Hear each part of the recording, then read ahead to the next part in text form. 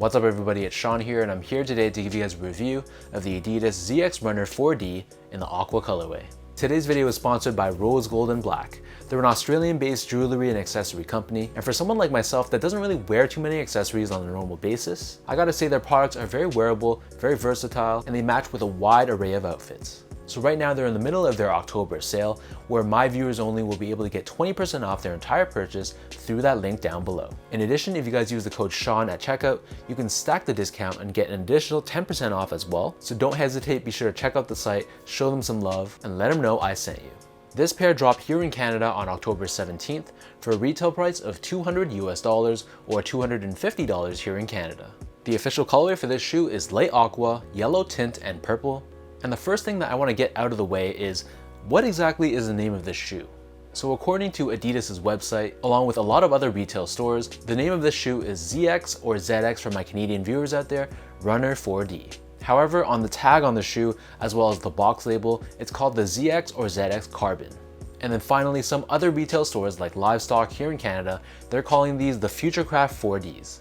So it's really strange how this pair doesn't really have a consistent name, but for the purpose of this video, I'm just going to call these the ZX Runner 4Ds. So if you guys have been following my channel for a while, you've probably watched some of my 4D reviews. However, this is the first time I've seen they've adopted this famous Aqua colorway, which is famously known as the OG colorway of the ZX 8000. So this pair is a great way to pay homage to the past while incorporating technology of the future. So diving straight into this sneaker, the upper of this shoe is constructed using a very stretchy prime knit. For the most part, this prime knit is left as is, so there's no secondary layer underneath. So as a result, it feels very stretchy, very breathable, very thin and sock-like. So in the middle of the toe box, the prime knit weave here is done in this lighter shade of aqua, and we have these perforations found throughout. Outlining the outer edge of the toe box, here we have this darker shade of aqua, and then as we move on to the midfoot of the shoe, we have this oval shaped outline done in purple, along with the Adidas 3 stripes, which is done in this yellow colored fuse overlay. For the laces, these come with a flat style lace done in a combination of aqua with hits of reflective 3M. Underneath this we have the tongue, but this is a one-piece booty-like fit, so the tongue is actually connected to the rest of the body of the sneaker. This is also constructed out of that stretchy prime knit, but the top of the tongue is actually very well padded. Moving towards the back end of the shoe, we have this triangular overlay which is constructed out of the synthetic suede, and we have this very thick, very exaggerated stitching, which is also done in aqua. The bottom of the back heel is done in this lighter shade of aqua prime knit, and again similar to the front toe box, we have these perforations for ventilation. On the interior side of the back heel, there's additional foam padding on both sides of the Achilles, and this gives you additional comfort and lockdown. Moving on to the insoles, these come with a thin yellow colored insole with Adidas branding on the heel. And then as we move the insole out of the way, you'll see that the bottom of the shoe itself is lined in this white colored mesh, and this is the only layer in between your foot and the 4D midsole. So the upper of the shoe sits atop this 3D printed 4D midsole. This is done in that signature mint color, and similar to all your other models, you'll see that this lattice structure is done in different thicknesses. So for example, on the forefoot, the midsole is more tightly compacted, giving you more support and structure, but then on the back heel, the gaps between the lattice structure are more far apart, and this helps with cushioning and impact protection. Turning the shoe over to the bottom, the entire outsole is done in Continental rubber.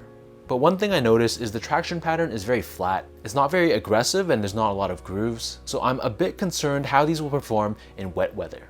So that breaks down the look and the construction of the ZX Runner 4D. For those wondering how these fit, so I'm a true size 10, slightly on the wider side.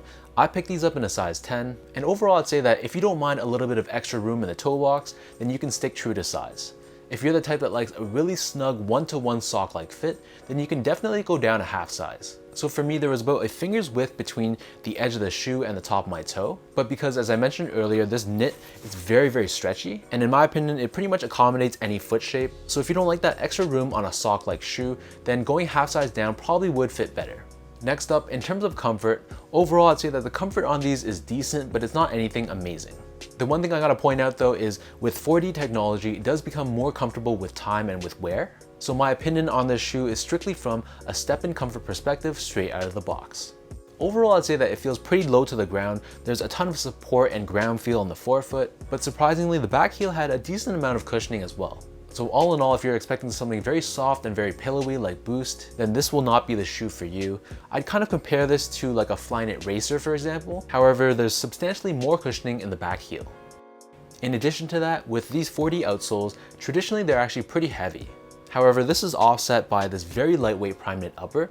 And like I said in the beginning, there's no secondary layer underneath for the most part. So these actually feel pretty lightweight on feet. And again, these kind of remind me of a slightly heavier Adidas version of the Nike Flyknit Racer.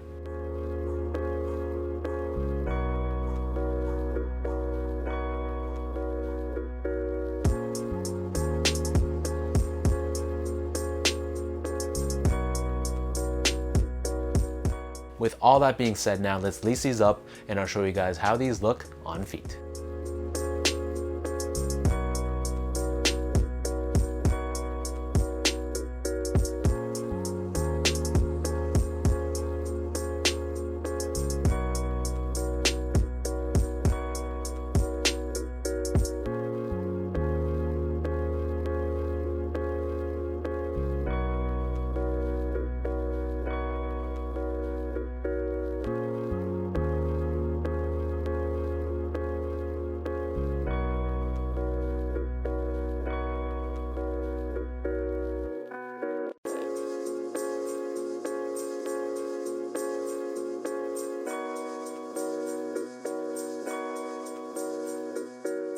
All in all, I was very drawn to this shoe. First off, the colorway is beautiful. Aqua and Adidas just goes hand in hand, and I won't lie, it was definitely the colorway that sold me.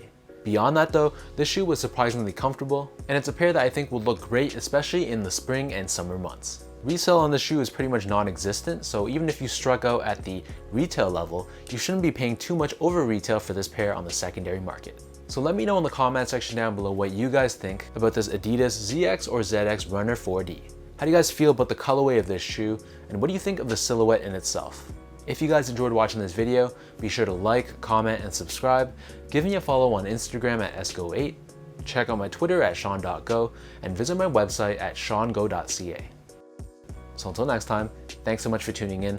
Hopefully you guys enjoyed watching this video, and I'll catch you guys all in my next review.